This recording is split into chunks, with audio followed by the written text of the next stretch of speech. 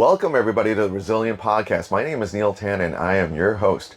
Today we've got a fantastic guest, Michele, who is actually from Lianlian International. Welcome, Michele, to the podcast. Thank you, Neil. Yeah. Thanks for having me. Thanks a lot for coming in and having a quick chat about the developments of the firm. So why don't we just kind of kick it off with like a quick intro about yourself and also Lianlian? Okay. I'm Michele, and I am the general manager for Lianlian International, and which belongs to the bigger group Lianlian Global. Okay. So what we do is we do payment cross-border payments. Sure. So mainly we used to handle collections to China, and now we are exploring our footprint. Right. Yeah, super exciting, and I think one of the first companies that are actually established inside of China that has a different type of licenses and so forth. So maybe you can tell our audience a little bit more about Lianlian domestically, like inside of China, how you guys developed. Yeah. So Lianlian used to be a company where they sell mobile data. Okay. About 9 years ago. Mm-hmm. So that's how we started. And at the time when people had to go to these little stands to buy mobile data. Right. And then they scratch it and then they top up. Right. So this is how we started. Wow. And then how many years ago was that? That was about 9 years ago. Right. And then eventually we got other partners to come in and we started to explore different kinds of models. So and then we talked to American Express at the time, and the government was going to issue more card clearing license to payment companies. Right. So, and also to open that up for international companies to join in as well. So when we talked to American Express, we decided to do this as to start a payment company together. So what this payment company does is we got the card clearing license from China, which is the same as UnionPay and same as MasterCard has just gotten one. Right. So at the time, American Express was the first international company that went into China and had a joint venture with us. I see. Right. So there's only 3 of these licenses in China. Yes, there are only 3 out there: UnionPay, us, and MasterCard. Wow, that's huge. So you basically have a huge competitive advantage, right? And so inside of China, so aside from the different top-up cards and those different things, how did you leverage this license? What we did was we started with collection. Okay. So obviously we also have our local license. So we could start with what kind of license Lianlian has. Right. Then we have 65 licenses across the globe. Wow. So in Hong Kong we have 2 MSO licenses. Okay. And then in Singapore we have the master payment license. And we've just gotten the EMI license in Luxembourg. Right. And we have the API license in UK. We have payment license with all the states in the US. Right. And we have operation in Brazil, Vietnam, also e-payment license in Thailand, in Indonesia. So the reason we want to have all these licenses is because we want to make sure we could create a network, a clearing network. Right. For Lianlian and for Lianlian's clients. I see. Instead of each transaction going through SWIFT, we actually use our network to clear for them. Right. So it's more economical, it's cheaper, it's transparent, and it's quicker. Okay, so faster, cheaper, easier. That's right. More secure. It's closed loop, or maybe you can explain a little bit about that. Yeah. So within the past years, we have always been very focused on what we call collection flow. It's when we support the e-com merchants to collect their funds from overseas, such as Amazon, Lazada, all these platforms, overseas platforms, to help them to collect the funds back to China. I see. So right now we have started to explore the world.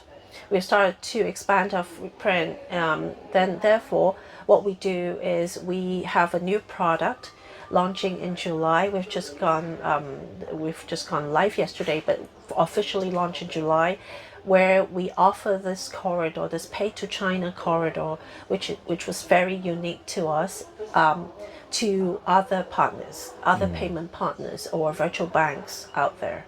Yep. So, and what we do is we offer closed loop. Closed loop meaning where we have the license on both sides, and we leverage the licenses and the entities, our own entities, to do these transfers.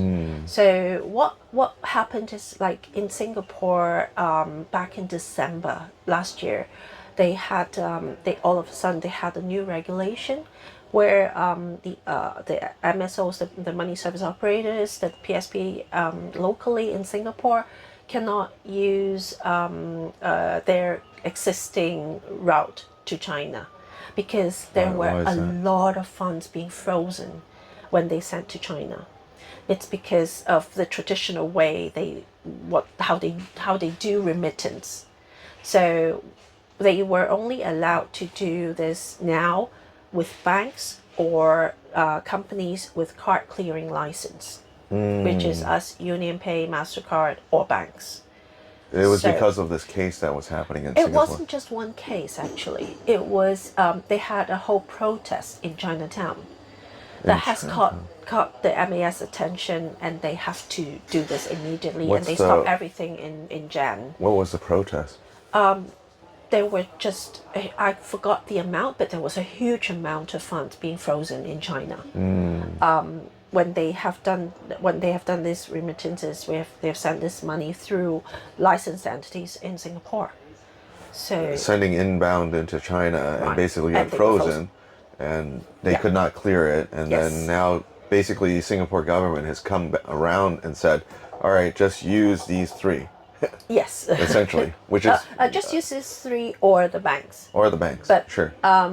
So what they did was everybody stopped at the time, Sure. because they started they announced it in December, and they stopped it in Jan, I see. and they're still ongoing until September. Wow. So that's why when we offer this corridor to the money service operator locally in Singapore, they proudly put it on their website, etc., saying never frozen.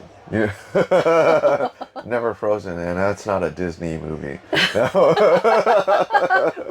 Right. So, frozen and never frozen. Never frozen. Yes. Okay. So so I get it. Essentially, they basically had to switch it up. Either go with with you or somebody else with that type of license, or go through the banks.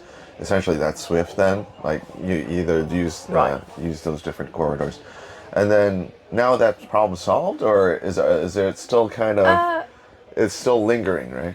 Because the money still is not unfrozen, right? Right. We don't know what happened to those funds, but but it's not your responsibility anyways, right? Because they didn't go through us. Yeah, exactly. So, but whatever, the ongoing business has to change the model. Yes. A couple of years back, when we talked to PSPs in Singapore, and also in Hong Kong as well, we could talk about Hong Kong later. But in Singapore, it's a very hard market to crack open, because they're very used to the traditional way where service fee is really low. Yes. And back then there were less frozen funds. But China is putting their acts together. They're looking at this more closely. So they can't continue with the same flow. Right. So now is the whole re-education. Sure. You have to do this properly. Properly in the sense that under MAS regulation, new regulation, but the fee is higher. Yes. Yeah. So there's kind of an education there. Sure. People who get it start using us. Yeah. People who didn't get us, I don't know what they use. But then so basically, not only does the fee get higher, from your perspective, but it also, all the MSOs have to bump up the numbers as well, right? Right. Because they have to charge. They pass it down, right? So, but then it's difficult to convert those those businesses that are used to this kind of low price point, right? Right, Yeah, right. that's okay. So same like Hong Kong, the Hong Kong situation. Sure. A couple of years ago, we had like 2,000 something MSO licenses, Yeah. and now last year it was down to 500. 500 totals, for 2,000 to 500. Yes, Wow. a lot were cut because of similar issues. So regulatory cut, like did not renew those licenses. Right, So right. it's not that they opted out of the market. Some did, but Okay. limited. Limited. A Interesting. lot of them, it's harder to renew because the customs, our regulator wants to, make sure we do this like in a proper way, Right. to make sure the market operates in a transparent way, in a more compliant way. So that's why now they are starting to issue new licenses again, but MSOs. with a stricter rule. I What's think they're now the- up to, I think it's about 800 to 1,000 now. Okay. So those who are like down the street, a small shop where Yeah. you don't know how their funds get into China, Yeah. those are gone. They're gone. So yeah. most of them are gone. Right, right. So what they do is a lot of them start to partner with companies like us to send funds into China. Right, right. So it became something. We call it's kind of funny when they came to us. They say, "Can we have a contract with you?" Yes. So we could renew our license with customs because then customs know their flow is transparent. Right. So can you just explain to the audience a little bit about the licensing regime here? Because of course you're at the top of the pyramid, right? And then you have the can you explain what license are there? What's it on? What jurisdiction or what regulator is looking at that license or responsible for that license? Yeah. So with Hong Kong, obviously there's the bank license, there's the virtual bank license, there's the SVF license, MSO license, Right. and eventually they're looking at the OTC, they're looking at Sure. they're doing the VATP. So these are all the licenses. Yeah. So with the virtual bank, virtual bank would be similar to banks. Basically, at the top is like the banks, then the virtual banks, then The SVF, and MSO. and then we could classify MSO at the bottom because at the moment fintech doesn't have a fintech license. Okay. So Right. fintech, Like the MSO is like the NBFI or a non-banking financial institution Right. license. right, Like this, right? right. Yeah. So it could ranges from the mom and pop shop down the street Yes, to do exchange that's right. to us Yeah. doing fintechs. Yeah, so it's a very broad on the. It's almost like a basic license to drive the car. Right. Everybody Right. can get to drive a car, but now let's say you want to drive a truck. That's a different license, right? So Right. when you start going wholesale, you have to. Right. So what we do is with our capabilities, Yes. we try to work with the SVFs, the virtual Right. banks, to help them or to partner with them. Yes. To make sure that they could have similar capabilities like Pay to China, Right. a better FX, Sure. etc. So we could help them, and they Right. could help us in some sense as well. Okay. Because the difference with us is we can't hold funds. Right. So It's just the transaction. Like, Yeah. So there's it has no to go wallet. into an account, ABC company or ABC yeah, bank. you're or not whatever. supposed to store funds. That's right. So that's why there is a need to partner Yeah. with the banks, with the virtual banks, with the SVF. Mm. So our partner, our clients could also store funds. Right. So and we try to create more. We put more partners into the ecosystem. Sure. Like trade finance, like investments. Sure. So that we create more options Sure. for our clients. Yes. Yeah. I got it. Okay. So yeah, I mean, just to give that sort of hierarchy, right? Because Right, I think right. most people aren't familiar with this space, or Yeah. especially inside of Hong Kong. Yeah. It's cool. So now you kind of look at it as like you're here, basically leading the charge for the international business, right? Because now, what's sort of the game plan as far as Hong Kong is concerned. Yeah. So, like I've said, back then we were very focused in e-com merchants, or we say B2B merchants. Sure. So right now, for us in Hong Kong, for my team, we are more focused on working with the partners, like the PSP partners, like the virtual banks. Right. So PSP is. PSP is payment service partners. Okay, yeah. So, There's a lot of terminology here.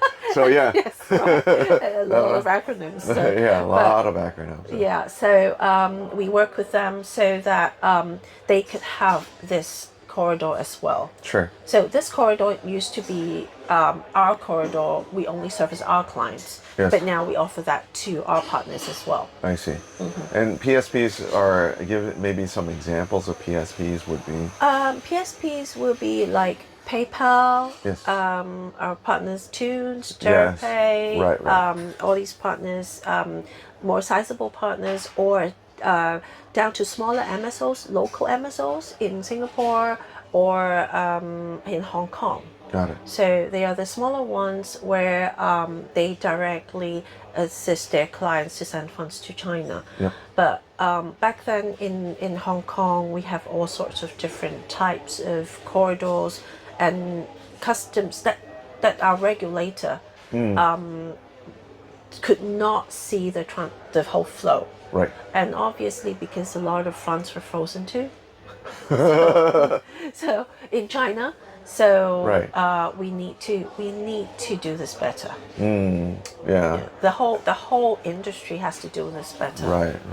Yeah. Yeah, I mean, I think when you have these large cases of money laundering and things like that, that really highlights the need for more oversight. Unfortunately, sometimes it's not money laundering; it's the way they do their transfer, thinking that it was okay for the past 10, 20 years. Yes. And but in the eyes of the regulators, the flow is not transparent. Like if I go to a shop, I give them the money, and all of a sudden it appears in China.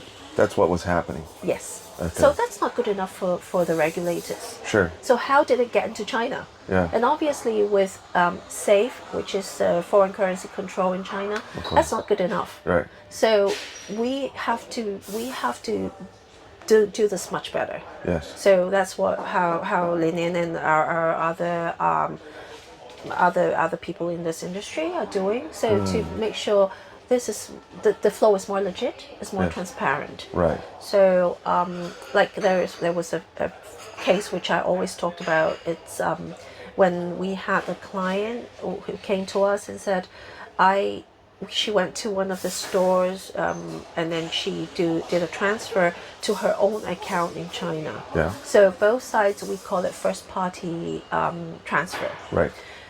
She got it frozen. Whoa. Because okay. in China, she received the funds from a third party. How did that happen? So a lot of the local partners that these MSO worked with, I see get what you someone mean. to send the Okay. funds in. Now, yeah. So okay. from first party, the poor client from first Who party, thinks it's first party? very legit. Actually, it's not. It became I third see. party, and obviously her funds got frozen. Yeah. And then it's easy to release because she could explain to the bank in China. Right. But with the China system, there's a record in her bank account. Yes. So she could open other bank accounts in other banks. It still gets frozen every now and then. So basically, it has unbeknownst to her, as the sender and recipient, she thought it was a direct, Right. first person transfer. Right. But actually, when it goes into the pipe, it went Yes. all over the place, Yes, right? yes. So I see what And you're now she uses Bank of China Okay. to do her transfer to her bank account in Bank of China. saying. Yes. It still gets frozen every now and then Wow. because her name is Yes. already in the record. Blacklist. So it's unfortunate. Yeah. Because for the clients, for the sender, they have no knowledge Sure. of how you do this. Right, right. And they end up being blacklisted. So that's why we want to fix this. Right. We want to be in here. We want to fix this. So the next tagline is, don't get blacklisted, or don't get frozen, or never frozen. I don't know, a few other. Right. Because aside from being frozen, the account is being on the record. I wouldn't say Monitored, right? blacklist, but monitored. Yeah, for sure. So even for a few thousand or $10,000, it could trigger the monitoring system. Wow. Yeah. So this was what happened in the market back then. Right. And now a lot of us in this industry is trying to fix this. Sure. It's trying to do this in a more regulated and more compliant way. Right. And so you're international. I think obviously the goal is to continue to build the business outside and so forth.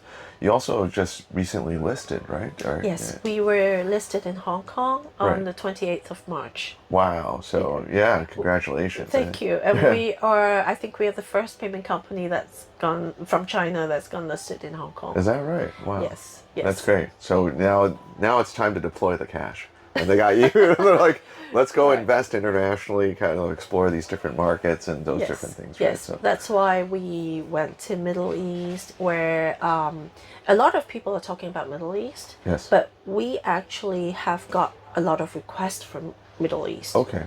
That's how we got really interested into the market.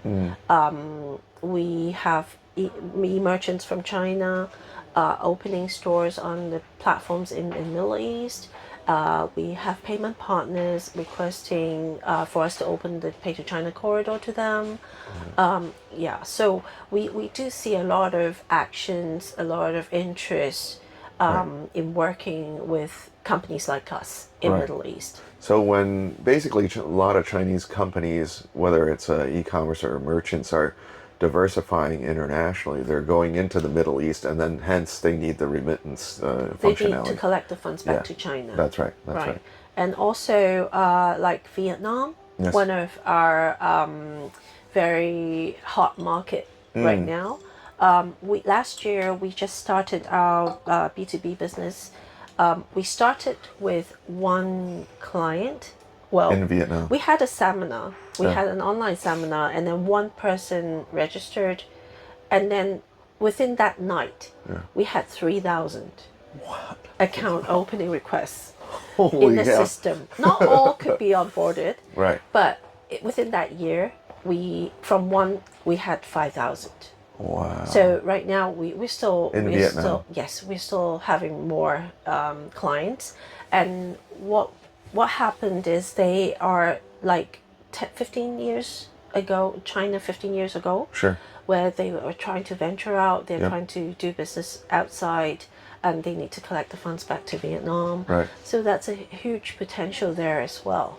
So that's the China-Vietnam corridor then, is probably or are they China, also Vietnam, and also overseas? Because you have US, licenses Vietnam. everywhere, right? I mean, So a lot of them is US, Vietnam. Interesting. So they open their stores in Amazon, Yep. and they collect the funds back. Right. The reason we are also the only company who has all the license in all this in US, in all the states. Right. So the reason is because we want to ensure we could collect the funds from each of the states. Sure.